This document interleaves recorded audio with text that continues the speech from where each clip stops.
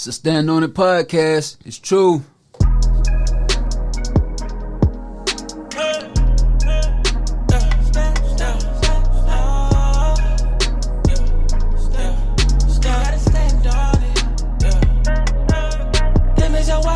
Sit down, you gotta stand on it. If it's for certain, let's have around, you gotta stand on it. Open the curtain, it's going down, you gotta stand on it. Cause I put my stamp on it, so you gotta stand. You gotta stand on it. You gotta stand on it. You gotta stand on it. You gotta stand on it. You gotta stand.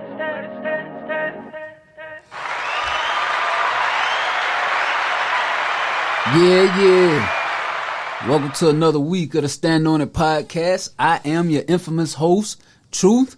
We're live from the gym complex. Hopefully everybody had a great week. We getting right back to business today. Got a guest in the house. Introduce yourself. I'm Lady J, y'all. Lady J. I'm an artist, entrepreneur, host. I'm also I put together events, and I'm most known for my hot pot open mics. Hot pot open mics, okay. We're going to get into all of it because I want to know a little bit more about Lady J, but the way we do it before we get into the meat of the content, we go through some icebreakers. Okay. All right, okay. So I'm going to just throw a few things out there. How would you play it if let's say you're at the grocery store and you see an old person allow their shopping cart to roll into your car? Now, I ain't hit it hard, but it rolled into your car. How you gonna play that? An older person, somebody old enough to be your mama, maybe. Is it on purpose? Nah, they just, they just doing their shit and kind of got away from them. Is it any damage on the car? You ain't seen it yet. You just see it kind of bump the car. I see it happen. Yeah. I'm like real big on like respecting my elders. I was raised, to respect my elders, and sometimes like some of these old people, like they could have like anything going on, blood pressure real high. Some people might have dementia, all kind of stuff, Parkinson's. Yeah. So I think that I would just approach the situation and see if the old person was okay, because I actually went through that before, but it was a car. Oh. The guy actually scratched my whole daughter's car, and he didn't even know. I guess he was going through some stuff that day. He might have been dehydrated. He was really old, and he didn't even like really see it. What you say to him? I was like, "Sir, you're gonna have to pay for that." I had to chase him down. Right. How he respond? He said at first he said he didn't know that he had scratched the car, and then he when he seen it, he was like, "Oh, okay." And I don't understand how he didn't hear it, because he driving a Buick? Was I driving? No, a Buick? Him. Most old folks be in them big. I'm Buicks. not gonna lie. It may have been a Buick or a Lincoln. Probably something like that. Car too big for their age. Yeah, but I actually called the ambulance out there for him that day too, because I wanted to see if he was okay. So I mean, you never know. You sometimes you have stuff like that happening. Yeah. I brought that up because the other day I'm somewhere and I look out, my old lady said, "Hey, this lady just set a bag on your car." I look, she on the phone. Done got out her car. Now her car, ain't nothing wrong with her car. Right. She take her pocketbook and sit on my car. When you got this whole big car here, you could. Right. So in that moment, I'm like, man. Was she elderly? She probably was in her 60s.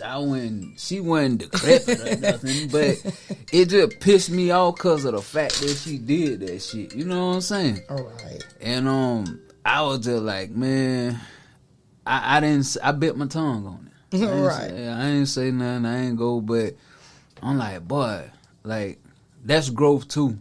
And like you said, I respect my elders because.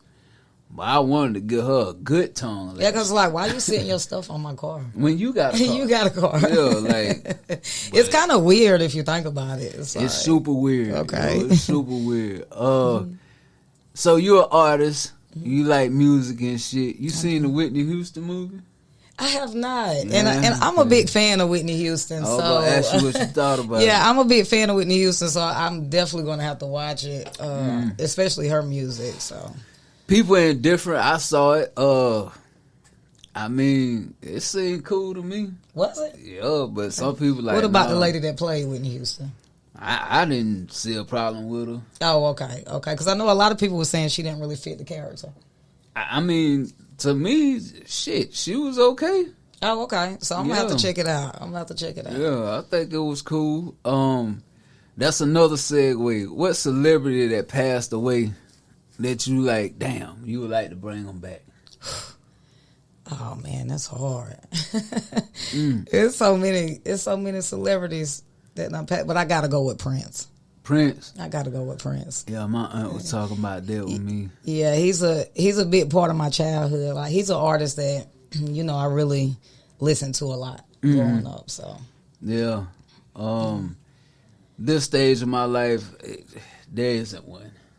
Really? No, because they served their purpose while they was here. Yeah, you're right. We still got their music or whatever entertainment to drive us, but I just be looking at it like, nah, it is what it is. Yeah, I mean, everybody got to expire, so, Everybody got to expire. But I wanted to ask you, did you see the Mario movie? No. Oh, man, you gotta see it. It's like that? Man, it's like that. Especially if you enjoy playing it. Yeah, I used to love playing Mario. Childhood years. I mean, because they made it fun for adults, teenagers, and kids. I mean, it's like that. I think you should go see it. You went to the movies? I did. Cool. I seen it in 3D. I wanted to watch it like twice. Just one of the movies where you might watch about 2 or 3 times. Word. Yeah, it's like that. I might catch it if it hit Netflix or something like that. Yeah. I probably ain't go. Now, what I've been hearing everybody tell me I need to look at is the new John Wick. I haven't seen it either. They say it's long. I gotta find some time to just really want to sit. And watch it. But I heard. Actually, they got an artist here that just dropped a video based off of the whole John Wick movies, and his name is Big Flicker. Okay. So the video's pretty dope. All right. Last icebreaker before we get into it. What's a liquor that if you see people drinking, you just give them the side eye, like, what the hell? What is that? Blue Top Vodka? Blue Top Vodka? Yeah. Taka? Oh, is it? That's the old shit back in the day. Is that vodka though? Is the Taka vodka? It is vodka. Yeah, Taka. Yeah, well, vodka. that's what it's called. Yeah, but yeah, I give people the side eye when I see that. For me, like y'all get messed up tonight. Fireball. Oh, I can't stand Well, if Fireball. I see somebody drink it, that's a gas station liquor. That's They sell that in the gas station. If I see you turning up on Fireball, or if that's the only liquor you got in your liquor stash, yeah, I'm gonna assume so. Nah, bro, I gotta look at you like you make poor decisions. One thing about Fireball, like some years ago, I want to say maybe about kind of like 7 years ago, like when it was like real popular, a lot of clubs would give it away for free. That would be the drink of the night, and I'm like, ain't nobody drinking that. Like, no wonder y'all giving it away. That shit, you get a handle for about $4. Man, for real. A gallon of Fireball cheaper than a gallon of milk, man. I promise you. Oh, man. I promise you. That shit is horrible. Y'all do better with your alcoholic choices. Yeah, man. for real. I'm a Ciroc type person, and I know people still look at me because I drank Grey Goose. They be like, what? Goose was all right. Goose was all right, But yeah, I love Ciroc. Yeah, I'm a Ciroc fan. Yeah, if I'm on white, I'm going to go with Tito's. Like, Tito's. I got real sick off Tito's. Probably in the wintertime at a party, and I said, never again. Yeah, Tito's hit. Yeah, it do hit. I would not. I don't drink brown liquor, but Douce is smooth. Oh, yeah. I like Douce. Yeah, Douce here and Remy, that's what I drink if I'm right. I'm be on that brown. Yeah, I can't do no hen, though. Okay. Yeah.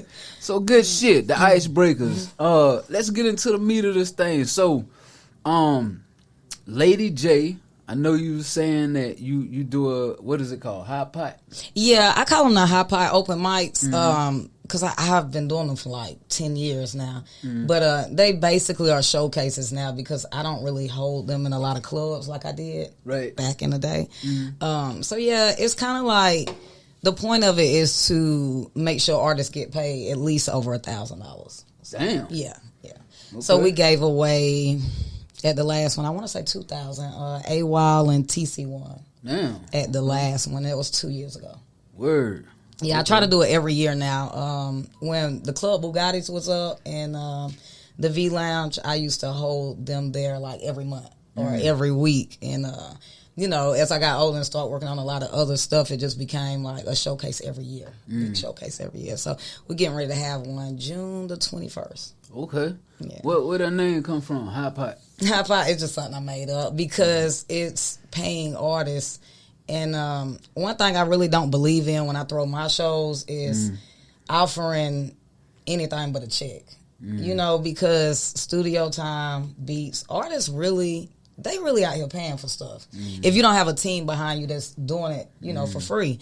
And if I could give artists a full check, you know, I mean, $1,000, you can go pull your car out the lot. I mean, just being honest, you get what I'm saying? It's not a lot of money, but it's enough. You know, you could get you a major video shot, you know, instead of just paying $250, you can put a little bit more money in it.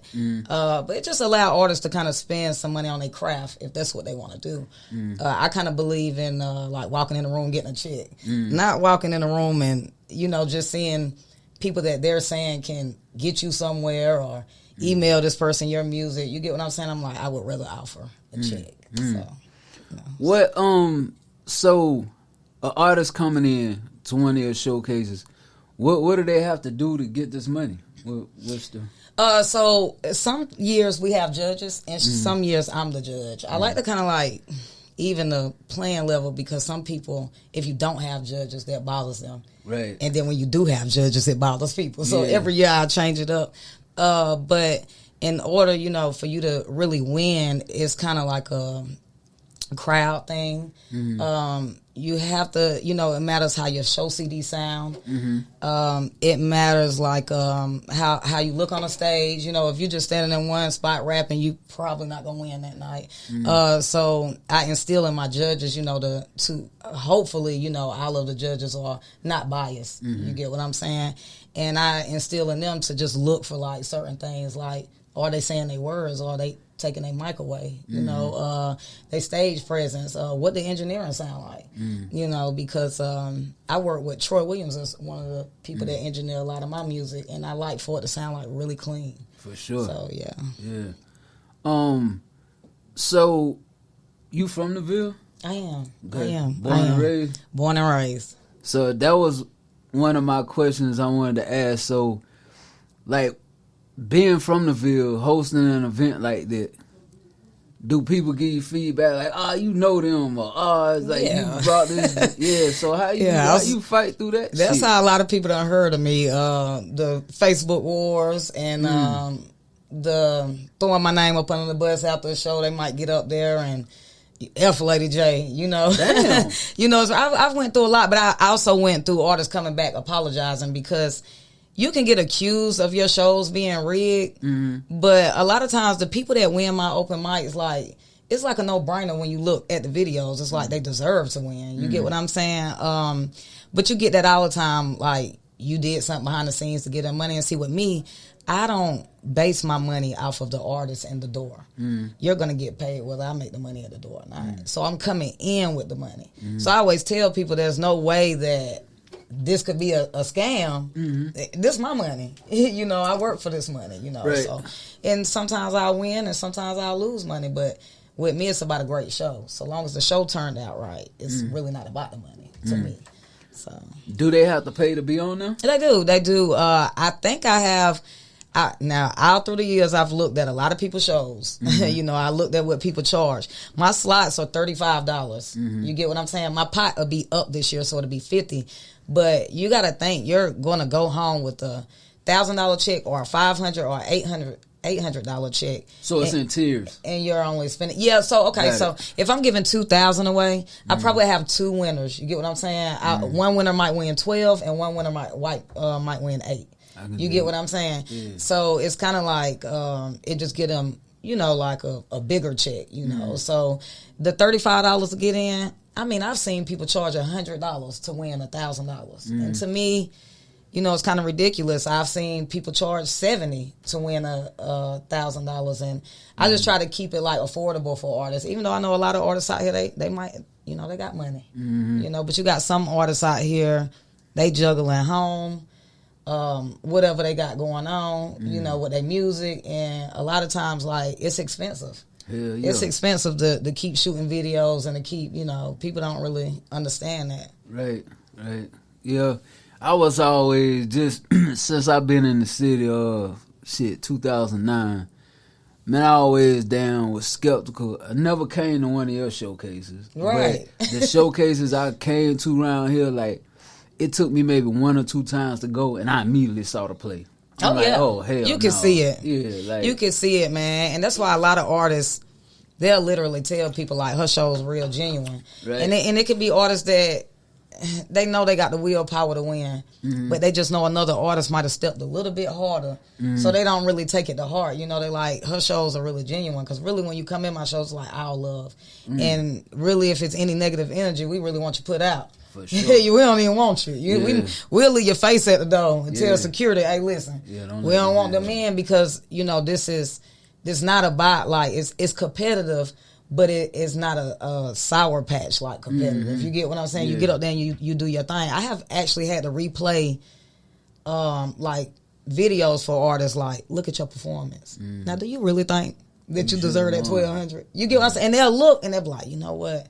Why ain't even come up off the stage? And you got to play it back sometimes for them, because people be so stuck into, boy, my music hot. Of course, we all got hot music, but it's a full package. And even as an artist, I don't really never say, oh, well, I'm the full package. You get what I'm saying? And you just got some artists, they just got that whole it factor. You get what I'm saying? And those are the people that deserve checks. I can respect it. Yeah. So when I was talking to you a little bit earlier, I asked, like, some of the topics, anything you wanted to talk about. And one of them was, like, having an A&R at an event. You know, and just elaborate on that a little bit. Well, and I by any means, like, A&Rs, like, some of them the real deal. Like, some of them, they going to work with you and they going to get you there. But I'm talking about, I've been to shows like Atlanta, everywhere. And you're paying for these shows, these platforms, and they making it a big deal because you're standing in front of like 3 A&Rs. You don't even know these people. You don't even know if they can put you on. You get what I'm saying? And then you might do this show. You might be in a show with 50 to 70 people. You get what I'm saying? And y'all, it could be like a 2-3 day show, and you sitting in front of these A&Rs and you never hear from them. You get what I'm saying? You never see anything. You get what I'm saying? So I'm like, would I rather stand in front of A&Rs and perform, or would I rather grab me a check because I know I just turned up? You get what I'm saying? So it's kind of like, it's cool for A&Rs to be in the building, but it just depends on, like, which ones and how is it gonna help, you know? And I think you guys did I think you did a podcast with Juice LaRock. For sure. Shout out Juice. Yeah. Shout out Juice. I got something going on with him in Columbia. And he's one of the A&Rs, like, I really respect, because he's out here working. Yeah. You know, he like the artist that's serious. He don't want to play around, and I feel the same way. Right. You know? I fuck with him based on that for sure. Right. Right. But my thing would be, like, how do you even tell if these people really A&Rs, number one? And number two, because you know how people just throw themselves a title. Right. And number two, like, if you're an A&R, most A&Rs ain't too, like, that's kind of like old school logic method. I'm going to go to a showcase and hope I find the next big thing. That ain't usually how that's popping off. You know what I'm saying? Really A&R work, and A&R work, for the most part, that's kind of becoming an extinct thing. You know what I'm saying? It ain't really like, but that's why I was telling Juice when I did, you know, interview him, like, man, I respect what he doing, because he is out here working. He is. And I asked him, like, boy, what motivates you to keep going? Because, yo, that shit is just like, what the hell? Like, it's folk music and shit like that. I look at an A&R event, and I never understood this. Like, people are paid to go sit in front of an A&R, right? All right. Never had a conversation. I never understood why people would pay to go to a club just because a celebrity is there. You right. They not even performing. They're just walking through. Or sitting in a section. And motherfuckers will pay $50 to go sit in the club with a celebrity. Just imagine what they paying for the sections. Man, when what they go the for hell? For their little bottle to come through with them, that glitter and them sparkles in it. Like, and it's kind of like... I sat back and I started looking at that shit like, okay, they on the flyer. Yeah. They ain't performing. They just saying they go be at the club. And you will see people, boy, I got to get my outfit ready. Going crazy. Little baby coming to the city. What is you going to do? And you got people here that they on a more personal level with independent artists. Mm. And they won't even show up for independent artists like that. You get what I'm saying? And it's kind of like, you don't have to be behind everybody. But you got to believe in somebody. It's got to be somebody you believe in your circle. You get what I'm saying? So it's kind of like you might go to a celebrity performance or walk through, and your homeboy or homegirl is in an independent show next week, and boy, you can't even show up. Mm. So, it's like the lack of support, from people, into people got a little hype about them, or they feel like somebody can make it. Mm. And then that's when everybody want to soul clap people. Mm. You know what I'm saying? It's like, they weren't really riding with you, last year. Man. They thought you couldn't do it. Now you got the hype, man. Everybody share your stuff. Everybody own it. Everybody, you get what I'm saying? So it's crazy. It's crazy. What do you think about the artists around here? Like real shit. Like what do you think about the artists around here? Man, we got a whirlpool of artists around here. Shit. Everybody. Just walk outside. Oh my God. That's all you gotta do. Yeah, it's everywhere. Like everybody is doing music, and it's okay. Mm. It's okay because for some people it's therapeutic. Some people ain't even trying to be out there with it. They just, they behind the scenes with it. But I think the artists here, they more focused on who they better than. Mm-hmm. Not every artist, some artists. Mm-hmm. And then you got some artists here, they really, really working. Shout out to AR Joshua Jackson. Mm-hmm. We just shot a video with him. And he's doing a lot of good stuff around here with his music. You got some people that they got that it factor. They can go. Mm-hmm. South Carolina, even Greenville, we have a lot of people that would sound great on the radio. I'm talking about they got it. They pushing right now, So I think it's 50-50 here, man. I think we got some awesome artists, man, and then, we got artists they not even really, they not doing much. They just, you got some people that just go put rap on the track and that's it. They ain't shooting no videos, but we got a lot of musicians here.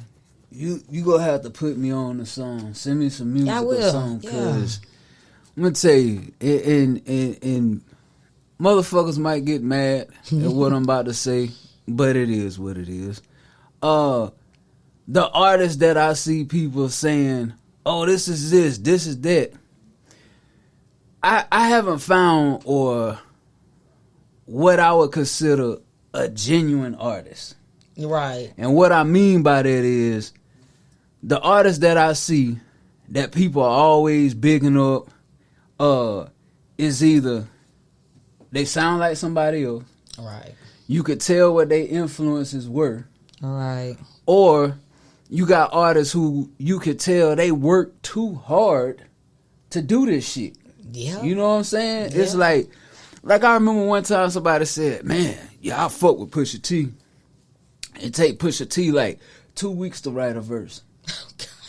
I'm like, man, that's horrible. How inefficient that is? Yeah, that's horrible. Like, but man, the way that shit come out, recite a Pusha T verse for me right now. Man, that's horrible. Man, I don't know. Like, but it take them a long. Okay, so cause it take them a long time, you saying they make that shit great? No, it don't. You know what I'm saying? That like people will say, oh, these high dollar restaurants will sell you on.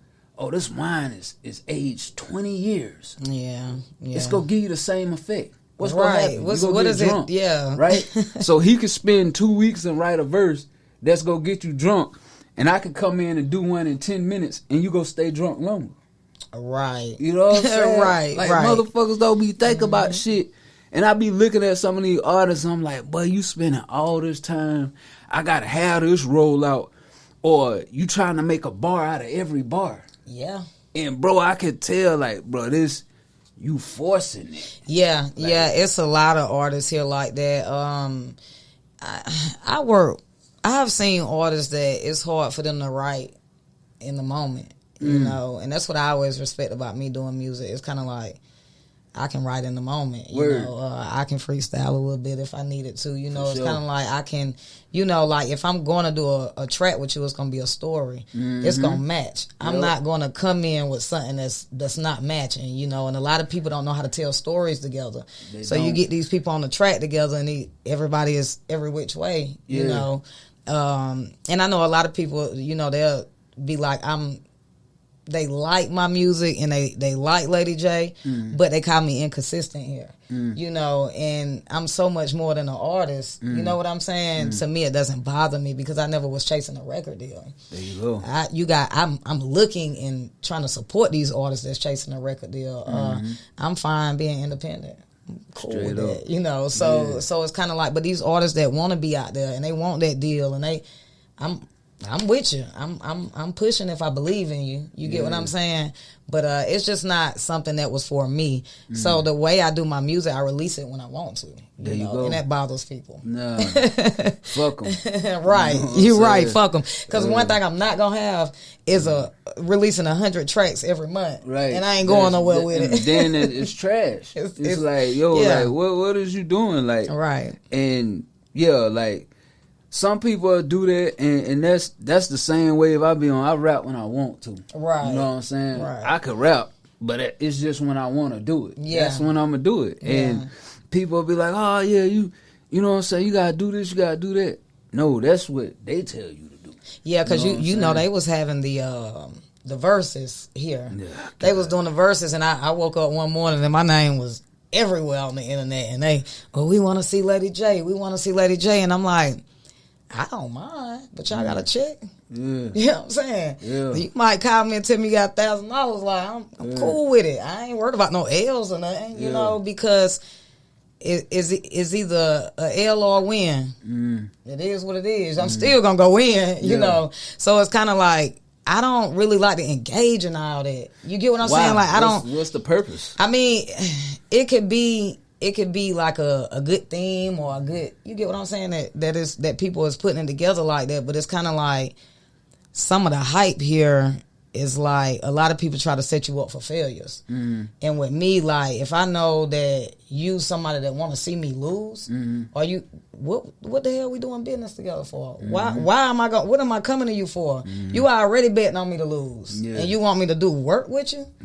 Like, you get what I'm saying? So it's kind of like, if you ain't, you know, everybody be on their own playing ground here. They be on their own battlefield here. And it's like, I'll leave right there because I'm not going to engage in certain stuff.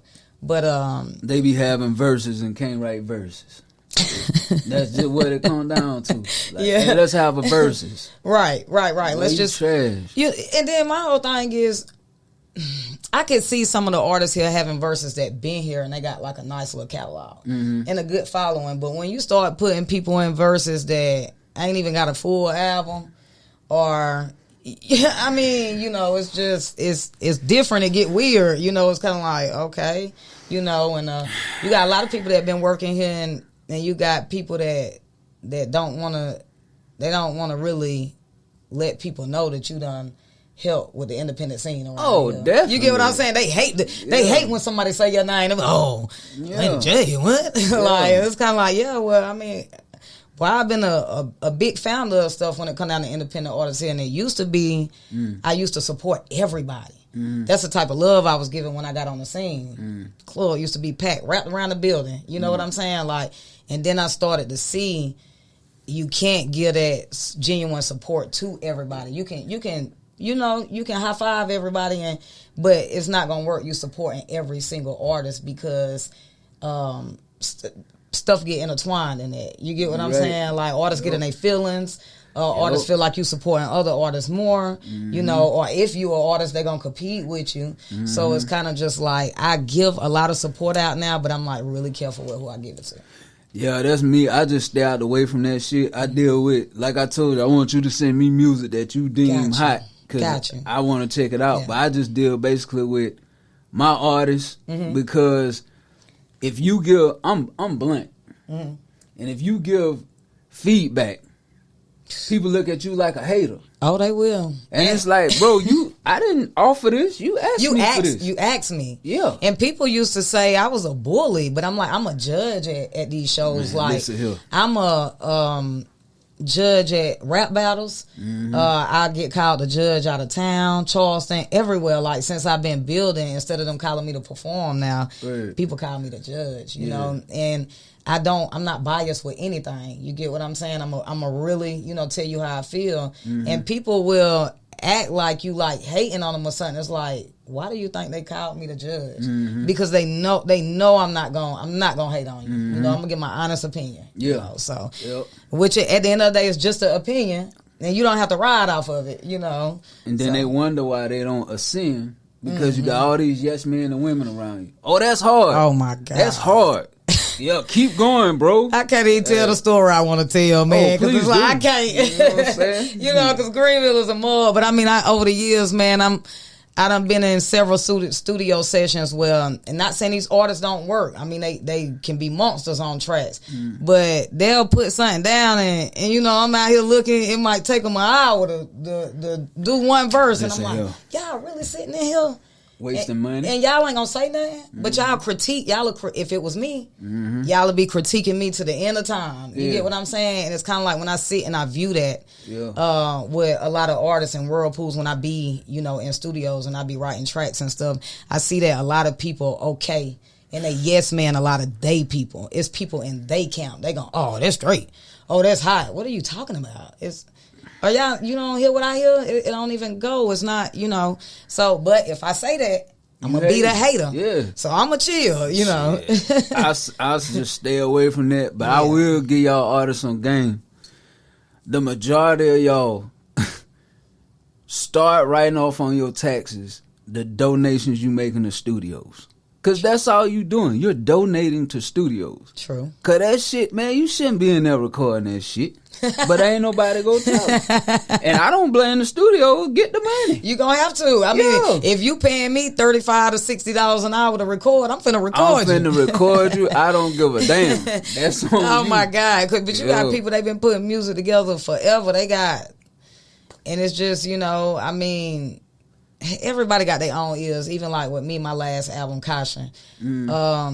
It was some stuff on there for older people. It was some stuff on there for younger people. It was some motivational music. It was some gangster shit on there. And, you know, it just, you might go through and you might like number one, but number two, shit, that ain't your style. But you got I'm cool. I'm cool with that. You know what I'm saying? But you ain't going to run through this whole CD and act like I ain't getting down on some of these 16s. Now, that's what you're not going to do. You know, and you got some artists, man, they'll listen to one of your songs and be like, oh, she trash or he trash. And I'm like, man, people got whole catalogs out here. Ricky Tan. Have you heard of Ricky Tan? Oh, man, you got to get on Ricky Tan music. Ricky Tan is one of the artists here that I feel like, I'm not going to say he underrated because he's a worker. He's consistent, you know. But I feel like he's underrated to the people here because they don't understand the music that he makes. He actually makes radio play music. I'm talking about this is outer space music. You know, and just saluting him because you really got some artists here that's on a different level and they stand out. And like I said, you got these rappers that's just, and then they got 1,000 people on the porch with 1,000 guns, and every video is shot like that. And I don't, you know, that's not my style, you know. But nobody comes back and question. Like when I was coming up, if you was on that gangster shit, you had to prove that shit. Yeah. Niggas had to see you. It had to be on display. Right. You know what I'm saying? Like, I be looking at shit now like the people they salute as these big gangsters in the industry that they want to be like. Like, what have they proven? They proved it on the internet. And in the booth. They go in the booth and they recite these stories and people be like, oh, it ain't nothing they been through. I done seen people walking and they first line is hopped in a candy paint Benz, you know, and listen, you know what I'm saying? And it's like with me, it's cool to make up stories, you know, because you're a writer. But with me, I'm the type of artist, like when you hear my music, it's something I done been through. Not saying everybody got to do that, but I'm not going to rap about, you could be manifesting and speaking it to existence though. Right. But I just don't want to be walking or in a Honda and then I'm talking about I'm going to hop on in my Benz because I ain't got there yet. You can't. That's, you know, that ain't my lifestyle yet. So Yeah. I had to tell my little cousin that, and he got all the potential in the world. Oh, he's a good artist. He has the potential to be. All right. But he sent me some shit, this is probably a year and a half, 2 years ago, where he was talking about he got the stick and he got these big knots in his pocket. And soon as I heard it, because he sent it to me, wanted my feedback. Right. I hit him, I was like, hey, you can rap. I was like, the beat hard, I like it. I said, but hey, man, when you coming out that booth, you going back to auntie house. Man. You know what I'm saying? When did you, I ain't never seen you carrying no gun. I ain't never seen you have smoke with nobody. Not me, man. But this what you rapping about? You right. Like, you gotta understand, the world might not know you, and that's where I fall out at. Right. Like, if I know you, and you rapping about certain shit, I automatically tune out. You can fool everybody else. Right. But I know you, so why am I gonna go along with the story everybody else buying into? Like, oh shit. Oh well, Yeah. I done killed three people. I'ma snatch your kids up, put them in the trunk, like for real. That shit. You doing that? You doing that shit for real? That shit bananas. And for people to, even locally, when I be here, and they be like, oh, like rapping about all these bodies they got. Where? And why would you put it on a track? That's the other thing. If you do, why would you put it on a track? But I don't believe these niggas. I just don't. Yeah, I don't either, man. And I've actually had people come in my inbox and like, Lady J, you hard, throughout the years, but have you thought about like changing your image? I don't really have an image. I'm a gangster sometimes. I'm high. I'm laid back sometimes. It's kind of like, Yeah. the image that they talking about is they want you to sell sex, and it's kind of like, Cause that's what every other woman doing. I just cannot get in the studio. Now I can get in the studio and do some sexy shit. Now I can, but I just cannot get in the studio and talk about shaking my ass and fucking all kind of different niggas, because that ain't really my style. So when people ask me, don't you think you need to change up the way you dress? Or nah, because I don't want to hop on no cars and twerk. I don't want it. That's just not me. You know what I'm saying? If that's what they doing, then that's cool, but that ain't my style. So that's nothing that I want to change into. If I want to send a certain message, that's not the message I'm saying. Like, not saying it ain't cool to twerk and stuff like that, do you? Right. But I'm like, as an artist, like, that's not going to be what I want in my videos. That's that ain't even the music I'm trying to get in there and make. That's not the level I'm on. Yeah. So you'll get that too, especially as a female, man.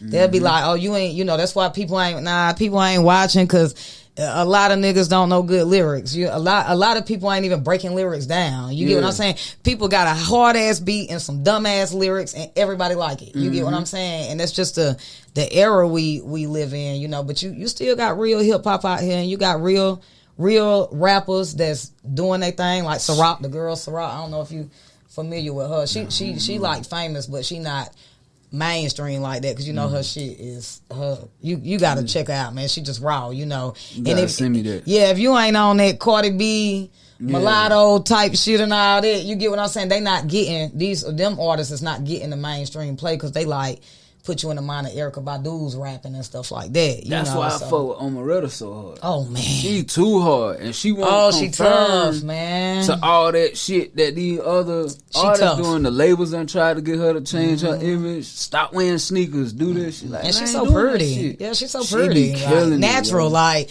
she put a hat on, long hair. She in there like beautiful skin. Like she's killing it. She killing it. Yeah, verses tight. Like she a beast. She a beast. I remember back in boy, this probably was like 2001, 2002. Shout out TRT Entertainment. That's they was out of the A. And they taught me a lot about the industry, everything. And you know what I'm saying? I was signed to them at one time. Oh, that's what's up. And we went to, cause he was doing shit on a level like real industry shit. Right. Like spending bread getting that shit out. There, so we went to the video shoot one time, and it was for this mixtape I had coming out called Grits, Getting Rich in the South. So we show up downtown, they go shoot the video. The people who came, like, it's a whole production shit, right? Right. They got like a backpack, they got damn other cars and shit. So they had jewelry outside of the jewelry that I had that they want me to put on. Oh wow. And certain cars, I'm like, I And they like, no, this is They like, have props for nah, you. like hell no. That when the camera go off, I gotta give you this shit back. Like, Right. no, what? This not mine. If I can't keep it. Yeah, hell no. And I see niggas who will go rent a car. You'll rent a damn foreign for a video, And it be high. and you Somebody drop be the high. foreign off and pull off in a damn Crown old Vic. school Crown Vic with the transmission slipping. I like Crown Vic, y'all, but Still with the police light on the Right. side. They done got from the auction. I'm crying. Yeah, that shit, bro. That And shit. I mean, I know, because even Moneybag Yo was telling people, like, he wore fake jewelry until he got... Yeah, you know Drake what I'm too. saying? Yeah, he was right, talking and that I understand you a lot of people, they gotta maintain their image. Yeah. Because this what they want to look like. They want Right. to look like that next big rapper. Nah. And then people get mad at you when that ain't the image you're trying to maintain. Boy, that It's ain't like, I it, ain't- boy. You know. Yeah, that ain't it at all. Right. But, So... yeah, so good shit. Artists, man, just the biggest thing. Be yourself. And any other artists, a dude was telling me, I'll say this before I get we go to the next topic. A dude was saying about asked me one time, hey man, what age you would think you gonna stop doing music? I say when I die, when I'm tired of it, whichever one come first. Like, nobody go tell me, bro, it's you too old to be doing music. Cause Right. I ain't, number one, I'm not trying to get a deal. That's the Music key. for me it's easy, it's therapeutic, Right. and I can do the shit. Exactly. So if I'm 65 And I want to bust and out. I want to drop some shit, I'm gonna drop some shit. I love it. I love it. I don't understand when people allow other people to put a ceiling on them. Like, oh, they say Right. you gotta stop, or you don't need to rap past this age, or Yeah. I ain't gonna listen if you this age and rapping. Well, fuck Shit. you, don't listen. 2 Chainz didn't get hot until he was 40. Man, so, I look, mean, you know. these folks will tell you that, like, oh, you don't need to rap past this age, or pull off on you with Jay-Z or Too Short playing. I swear to God. I swear. But It's crazy that you said that, though, because I had been about this age thing. I had been asking people how many birthdays, why do people count birthdays? Because Prince said it. Prince said we have one birthday. One birthday. But they done instilled in you that every year you're adding a year onto your life. You get what I'm saying? I was born one time. I only got one birthday. Yeah. So Prince was basically saying he didn't ever celebrate birthdays, and that's how he stayed youthful, because once you keep adding a year on it and celebrating a birthday every year, you're aging yourself, and then you're saying, okay, well, I got to be by 40. I got to have this house. I got to do this. I might need a degree by 20. You get what I'm saying? And Prince was like, that's how people get caught up in aging they self. Yeah. I had stopped counting my age a couple years ago. I was like, you know what? That makes sense, because we only got one birthday. People really be aging themselves so much, because you got some of us that's a certain age and people can't even tell. They might even think you younger. Right. So it's kind of like, man, people put that stigma on them, and you can do anything at any age. You got 60-year-olds having babies out here. Sure. You got 60-year-olds working out and they body look better than mine and the next 25, 30-year-old, so I mean, you really can't just age yourself like that. I wish somebody would tell me why I'm still rapping. Why you still breathing? Yeah, like, I don't understand it, man. You allowing folks to put a ceiling on you? Yeah, they'll be like, well, you ain't in this generation. Well, what generation I'm in? Yeah. Because I'm a 80s baby. You know what I'm saying? So it's kind of like when you born, and I was born in the late 80s, and it's kind of like you go through the 80s, the 90s, and the 2000s. You done seen. You seen it You stuck all. in the middle of that. You get what I'm saying? So Yup. what generation are y'all talking about? You get what I'm saying? Yeah. So, Yeah. Good shit. So the other thing you was talking about, you said ownership, everything black, right? seeing that that's possible. I got a video I want us to play and check out, and then we go get into it a little further about this ownership piece. Man, I'm glad I had that down. Boy, I ain't even check. You know what? Let me check something real quick.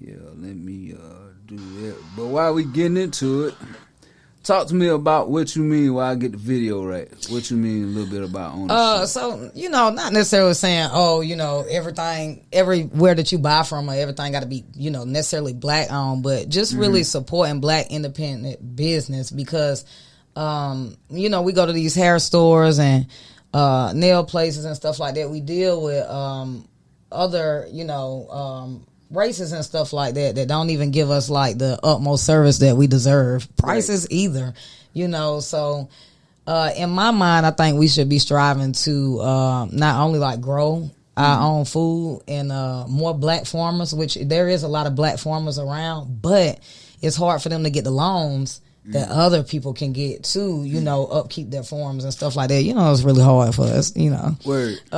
So just thinking about everything black owned, I mean like hospitals, you get what I'm saying? Mini clinics, certain businesses, like you got a lot of holistic businesses around here, and I own one as well. Yeah. So, just things like that you can provide to the community, even providing like mental health to kids.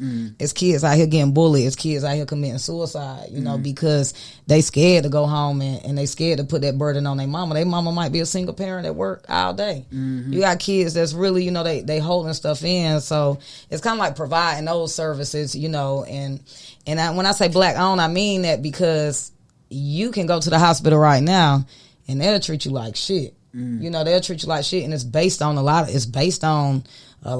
It's based on your race. It's based on your insurance. It's based on a lot of stuff. I've seen a lot of women, going through lupus and hospitals putting them out and they dying. And you get what I'm saying? That's why I said, man, we gotta build our own stuff because we gotta know what people are doing to us. I went to the dentist a few months ago and I ain't, I can see very well. I know when something going on. And I just felt really funny there. I just felt like it was something going on. I felt like the lady was doing too much to my mouth. She was in there talking about my insurance, and when she found out I had insurance, she just started it was just weird, and I was like, and I left and she didn't even rinse the blood out of my mouth correctly. Damn. You know how when you go to the dentist, they make sure they put the water, the suction cup, you know what I'm saying? Yeah. No, she didn't. Man, when I went home, I had so much blood in my mouth, I was rinsing my mouth out myself. It was sore because I had cleaned my teeth and stuff. And I just was like, what? I've never went to the dentist and felt like this, and I'm like, it's something. It was something going on with that specific dentist office. I don't know what it was, but I know I went crazy, and I'm like, that's why I just feel like we need a lot more, black owned like doctors and not doctors, black owned clinics and mini clinics and farms and stuff like that, because sometimes we don't get fair treatment. You get what I'm saying? And it's not you being delusional. You just know when you're not getting fair treatment. No, what's up? Yeah. So I think I got the video cue. This is a woman who challenges families to only buy black for a year. And she did it, her and her family. Oh, wow. That's awesome. What's going on here? Let's see. No. And it's definitely connected. Let me try something. Loved black, but we weren't buying black. I'm Maggie Anderson. I am the author of Our Black Year, which is the story behind my family's famous year-long stand, completely living off black-owned businesses. Our stand wasn't just a stand, it was actually a study. We saved every receipt, we documented our journey. We proved that if a certain segment of America were to just increase their spending with black-owned businesses by 7%, that's nothing. We could create 1 million new American jobs. 1 million. Totally just supporting quality businesses that already exist and shifting a little bit of our money that we already spent. Black-owned businesses could protect our community from racist systems and structures and stereotypes. Historically, black-owned businesses have faced everything from financial discrimination to outright acts of domestic terrorism.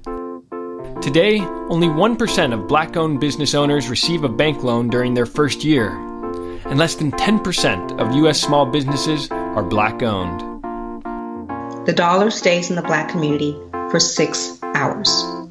And no one talks about those 6 hours when we talk about Black problems. We talk about Black people killing each other. We talk about Black people dropping out of school. We talk about all these social crises we attribute to Black people. We never talk about that number.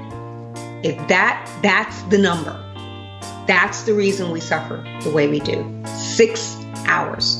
I don't say buy Black because I don't want you to buy from someone else. Or I don't say buy Black because, ooh, they have that, so we should have that too. I say buy Black because I want our folks to have educational attainment, productivity, and entrepreneurship and pride, with having little kids thinking they can be entrepreneurs and having them really believe, because they see it, that the American dream is accessible to them. You can't, just say you're going to buy Black and hashtag buy Black and not actually buy Black. If we're to just do a few little things, everything would change. So, I got a couple of takes on this video. I'm gonna ask you first. What you think about this? The message. I think like the breakdown is the best, because that's what people need to understand. Even her saying the Black dollar only stay within the Black community for and businesses for 6 hours. That's right. Major, right. And then just speaking on, because I was just talking to y'all about the loans. You got Black farmers out here right now that can't even they can't run their farms right because they can't get the loans that other people can get. So her even speaking on that is like major, because a lot of small businesses like myself, it was hard for me to get a loan as well. It took me 2 years before I got a loan for my business. You know what I'm saying? And even like now, if I go try to get a loan for my business, it's still a struggle. I've only received one loan, and my business has been open for like 5 years. You get what I'm saying? So it's like major, like it makes a difference, and a lot of people, say they don't really buy Black because Black people got attitudes, and they, you know what I'm saying? But you can find some really great customer service around here, or wherever you stay at, and we buy from a lot of people that have attitudes. White people's, Asians. We go to McDonald's. I don't like McDonald's, but people, they go to McDonald's, they go to these restaurants, and they spend money and they order messed up, and they go right back the next day or the day after that. I mess your order up.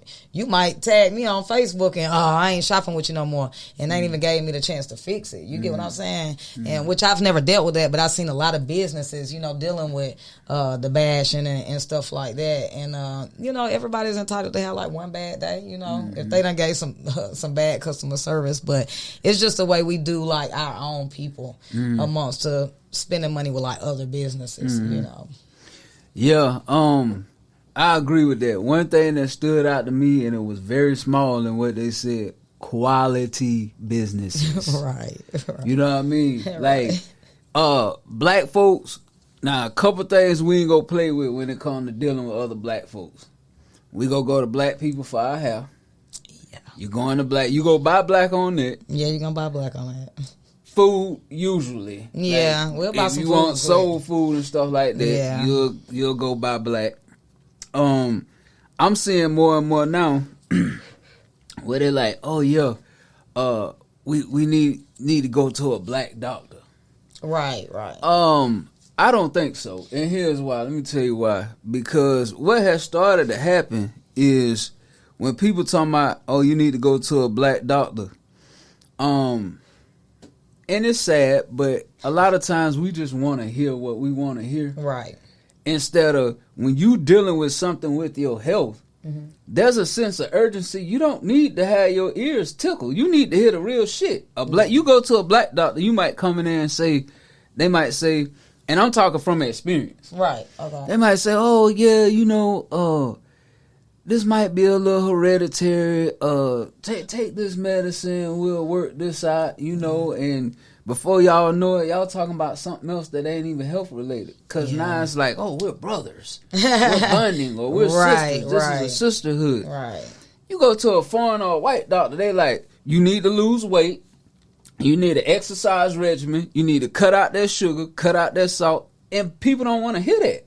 Right. Like, even though that's what you need. That's what you need. To get right, they don't want to hear that. Yeah. But what I will say that I did find out is to me personally, with as far as buying black, I don't want you to shop with me because I'm black. Right. Yeah, Right. I just shop with me because I do good business. One thing that I have found out though in my own personal journey, if you ever need your mental health assessed, addressed, you need a black therapist, and if you're a man, you need a black woman therapist, because a black woman, especially dealing with a black man, she could tell you a whole lot about yourself you might not even realize. Right. You know what I'm saying? Right. I've went to a white man therapist, a white female therapist, and until I found somebody who looked like me, Right. you know what I'm saying, and a woman, you know what I'm saying, a black woman, that's when my mental health was starting to get right, because you gotta think they can relate. And nothing against white therapists or anything, but a lot of them, they came up in households, they was groomed to go to school and do this. Yeah, totally. They didn't deal with the shit that we had to deal with, or the trauma. They could understand the trauma. Right. A lot of white people can't understand that, so that's one thing I won't compromise on. But when I look at it, to your point, will people say, well, nah, I ain't gonna do that because I had an interaction and it didn't go as well. Right. But we gotta also hold ourselves accountable and say, hey, I gotta make sure I'm doing good business. Right. You know, because people just want forgiveness, but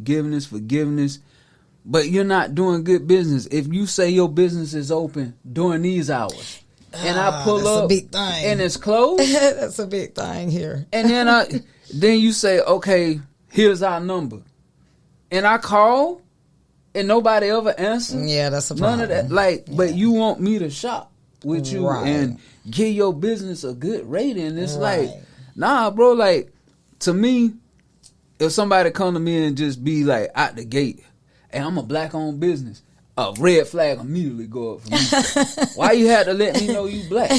Yeah, like, you can't do it like man, that. I got a business. You want Right. Like, this is what I do. Like, I don't need, because to me, and again, this is me speaking, that screams charity. Right. Like, you want me to feel sorry, like, oh, well, you know, they don't give us these opportunities, so come show me love because I'm black. Yeah, you know what I'm saying? Like, nah. That's man. why I made sure, I was saying, like, everything doesn't have to be, you get what I'm saying? Like, everything doesn't have to be black owned. Yeah. But, even what you share in the video, it's vital. It's vital that we have black owned businesses. Yeah. You know what I'm saying? Or we're going to be in trouble. Yeah. You know what I'm saying? Yeah. We already in trouble a little bit, but I get what you're saying, because everything does not have to be black owned. Everybody is not giving top tier service. Even with my business is a small holistic business. Mm-hmm. It had been times Shout it out. What's the name? Down to Earth Hypnotic Soul. For sure. So we do the crystals and the meditation and things like that. Okay. And just do like jewelry, a lot of jewelry, herbs. We make elderberry.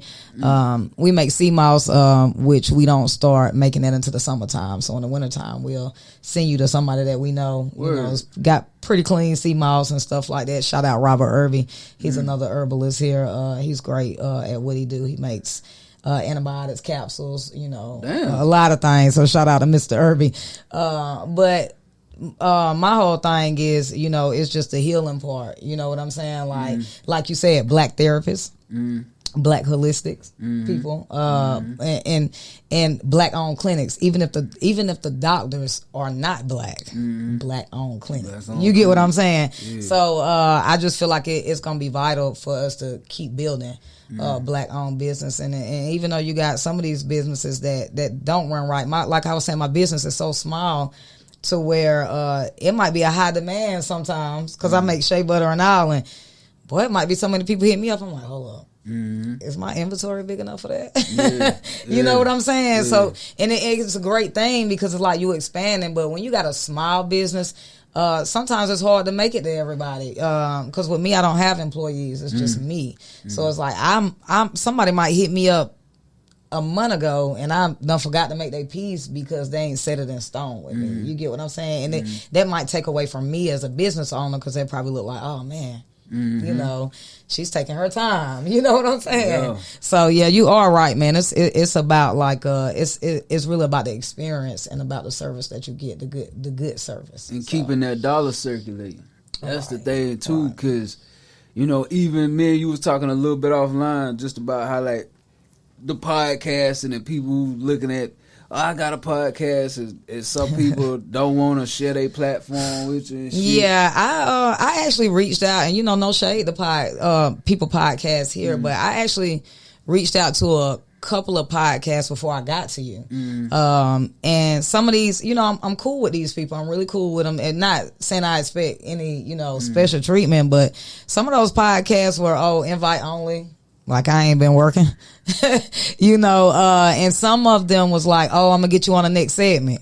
They didn't even hit me up, like just really shouting you out because you ain't know who I was. But when I told you who I was, you was like, oh, okay. And I gave you everything that I was working on. I'm like, I'm working on a SC album with Troy Williams right now. I'm actually recording that in here. And you were kind of like, oh, okay. You know, so I didn't get mad because you didn't know who I was, but let me give you my accolades. You get what I'm saying? Let me show you who I am. You might can type me up. You might can look at some of the stuff I done. So it was just kind of like a blessing that you came right back and was like, okay, well, I got a slot open for you. I was like, man, that's what's up. And you wasn't the podcast that I was expecting to get on. I was expecting to get on their podcast. Right. You get what I'm saying? But that just go to show you, like, a lot of times, like, stuff be set up. It's set up a certain way, you know, and I'm cool with that. You get what I'm saying? Just be honest with me. Just be honest with me.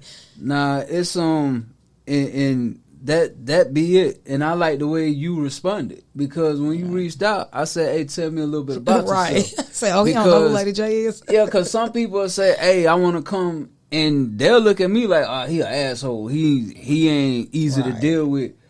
But if you don't have anything going on, I don't need you to just come up here and sit down. You don't have no like content. What we gonna talk about? You're right. Like, but with these podcasts, the thing that people done start doing and happening is they see what the mainstream podcasts are doing. Right. And they think now, okay, I got that same exclusivity. But you ain't put in no work.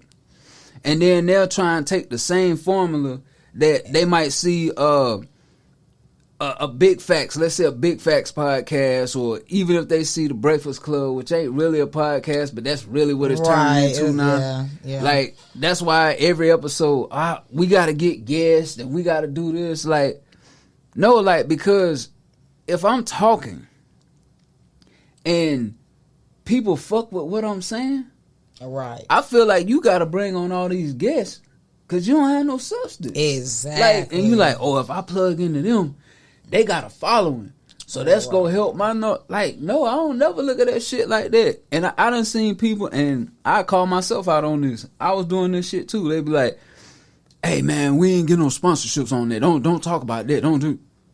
Bro, you know how dumb that is. Yeah. And I'm gonna tell you why that's dumb. I'm sitting out here now, Adidas jersey, Nike shoes. Yeah, I ain't getting no check for this shit. Right. But it's on the camera.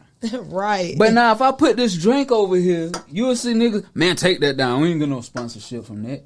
Bro, you not even in that same playing field. Now, if I'm in that playing field now, where I'm getting sponsorships, yeah, that goes away if I ain't get no check for that. Right. But starting out, and you feeling like you at this level to what, take that down. People got the game fucked up. You got people do something one time, and my price done went up. Boy, you'll see that. They'll post that quick. Oh, this person like that, price just went up. I'm like, what? Off of what? Like, what we doing here? It's crazy out here, man. I know artists right now talking about charging, you know, for hooks and verses, and some people deserve it. Don't get me wrong, because I'm all about checks for independent artists, but some people, like, they don't even have like albums or anything. Y'all talking about, you think that I'm gonna pay you for a verse? Throw some prices out. What they talking about? A lot of artists started like $50 and up. Because I know, like, a few years ago, if you wanted me on your stuff, like, and I really knew you like that, I might charge you $50 to $100 because it's really nothing.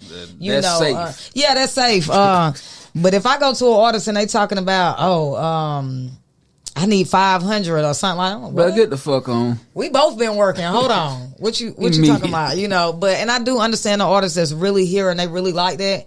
and they charging, you know, because you worth it. It's people that's out here really writing hooks. They singing them for people, and they getting it in, and it's charge for your craft. But if you spitting out that bullshit, man, don't come here and think that I'm finna pay you for a verse that sound like you done got darn. First of all, a lot of people, they come in and they freestyling. Man. A lot of artists are freestyling, and it's taken away from a lot of their music. You get what I'm saying? So you gonna come and freestyle on my shit, give me a little simple verse, and you think I'm gonna pay for it? It's not going down.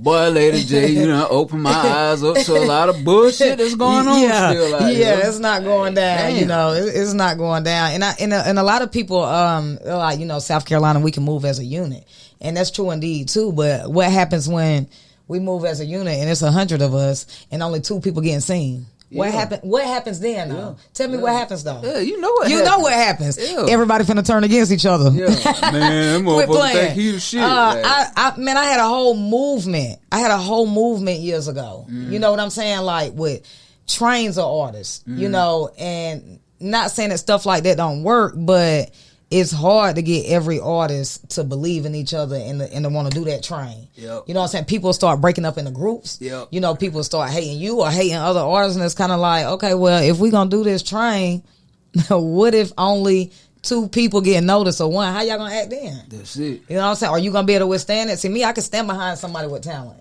What? And clap them on, and I'm straight with it. Yeah. But it'll be somebody looking at you, and you done told some shit off, and they looking like, they might win. Yeah.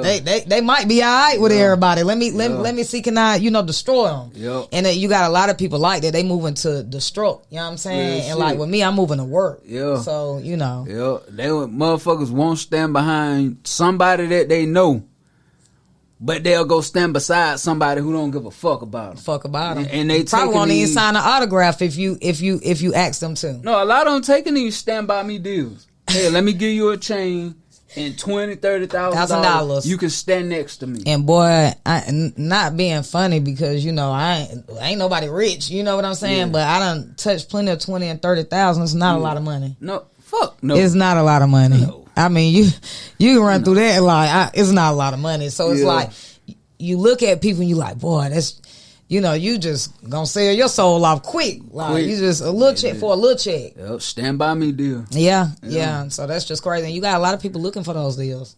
They chasing those deals. They chasing the stand by me deal, boy. Like for real. It's crazy, man. And anybody, shout out to you, do what you doing.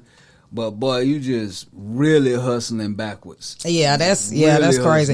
And then you got a lot of these some mainstream artists that they didn't sign deals because people weren't going to pay them enough. You get what I'm saying? And now they own their own masters, and they probably got their own record label. And I think I give kudos to them because that's really smart. In the industry now, like a lot of people got killed for not owning their masters and then owning their masters. You know what I'm saying? Behind the scenes. So it's like you actually got some young rappers coming in and they like, nah, I'm going to own my own masters. And I think that, that's cool as hell. Yeah. But what you think about Missy Elliott going into the Rock and Roll Hall of Fame? Really nothing. I think it's dope. She the first rapper to go in the Rock and Roll Hall of Fame. Female. Where's the Hip Hop Hall of Fame? Yeah, she's a hip hop artist. Why the fuck is she? I kind of, in a sense, was like, how did that happen? But you gotta think her voice is on so much shit we don't know about. You get what I'm saying? She's writing like a mug. Yeah, you know what I'm saying? She's on. You might hear a track and you don't even know her vocals behind humming and singing, and it's her. Yeah. So I'm like, I said the same thing when I seen it. I was like, oh God, this is great. But I was like, wait, rock and roll. Yeah. But I can see it though. She might be on some rock and roll. Nah, shit. shout out Miss Elliott. Very, very talented. Yeah, but she is. A lot of the shit that we do, accolades, awards we get, our folks that look like us, Grammys, it's really, really, really put on a high pedestal because it's tied to white. Yeah. That's just the simplicity of what it is. Like, oh, boy, I won a Grammy. Yeah. You know what I'm saying? Like, but what you doing for your community or people who wear the awards for like your culture? Yeah, like they motherfuckers won't even show up and accept the award at a BET award, they'll say, "Oh, we're accepting the award." Yeah, you're right. You're right. But motherfuckers will go to the Grammys and do all this shit. Like, so I'll be like, man. You're right. It's crazy, man. Yeah. But shout out Missy Elliott. Yeah, shout out to Missy Elliott. Yeah, I've been seeing it for days, so I was like, well, let me ask you what you think. Because, I ain't even seen that shit. She's the first rapper, first one. I'm like, that's crazy. That's major, but in a sense, you question it, but it's like, darn, it's major. Yeah, that's major. But hey, Lady J, time has flown by. I ain't even realized we've been kicking it this long, but there's been I had to turn my phone off because it was ringing. Yeah, it's been some great banter, conversation. Before we get out of here, tell everybody what you got coming up, how they can get in contact with you, be a part of what you got going on. Okay, so you can follow me on Instagram at Lady J That Real Ish. If you type in Lady J, it should pop up first. Make sure you put the underscores in between every word. You can also follow the Lady J Artist page on Facebook, and this will keep you up with like events that we got going on. Like I said, I'm in the building judging for the show that's coming up. Juice LaRock is a A&R, and we will be in Columbia on the 16th of May. So that's going to be a good showcase. We also got the shout out to Stephanie. We have a modeling showcase June the 17th, and artists are going to be there performing too. This is in Anderson, so you can actually go to the Lady J page and see the flyer. We do have an open mic coming up, the Hot Pot Showcase, June the 21st. So artists can actually go to the Lady J page as of right now and like inquire about it, and I can give you some information. The pot is over $1,000 this year, and we will have 2 winners. And we only take 15 performers this year, so. Want to get in there and get your slots in. And last but not least, man, I'm working on a compilation called Something Different. Shout out to Troy Williams. He is my engineer and producer on this album. And this album is basically artists that's been working, but they kind of under the radar here. You're not seeing them like they face like plastered everywhere. When artists are getting shout out, you're not seeing their name, and they deserve it. So shout out to De Niro, Easy Kane on that. We got Joshua Jackson and Hakeem Bradley actually going to be on this tape. And Hakeem Bradley, I don't know if you guys done heard of him, but he just did a Tiny Bus tour. And that's a Greenville Link tour. And it was really dope. They got a video of it. He's really great at what he do. So we got some people on this compilation. It's only going to be like 12 songs, but this is called Something Different. And we just got like a good mix of stuff going on. And we actually got a 16 and 17-year-old that we getting ready to bring out, 2 girls. And they're actually going to be on there rapping. So we're going to have a little bit of everything on this tape with just 12 songs, just so it won't, people got like short attention spans. So we want to make it short and sweet. But again, working here at the gym on that, you guys can book some studio time at the gym, man. They got some amazing engineers down here, on Pleasantburg Drive. So like I said, that album is going to be called Something Different. And you can go on the Lady J Artist page and, look at that. We'll be releasing some of the music soon. So just stay tuned for that. It's going to be on all platforms. For sure. And if y'all ain't take away nothing from what Lady J said, take away that she working. I'm working. And that's the key. You know what I'm saying? You got to be working, man. Working. But you got to be working. For sure about that. Remind me about that showcase. I will go check you out. I definitely will. I definitely would like for y'all to come in the building. Yeah, but this truth again, keep in mind, the full video episode drops every Thursday on YouTube at 5. Full audio episode drops on all major podcast platforms every Friday at 10 a.m. Eastern Time. If you have any topics or if you want to be considered to be a guest, I say podcast@gmail.com. Make sure you turn your notifications on when you hit that YouTube. Like, subscribe, rate, review. On Apple Podcasts, if you're on there, Spotify, wherever you going, make sure you give us them ratings. Give me that feedback, good or bad. All comments, I read it, I reply, I heart it. Even if it's bad, I'm still gonna heart it because you interacting. Right. So, you know what I'm saying? It's all good. But hey, until next time, it's true. That was dope.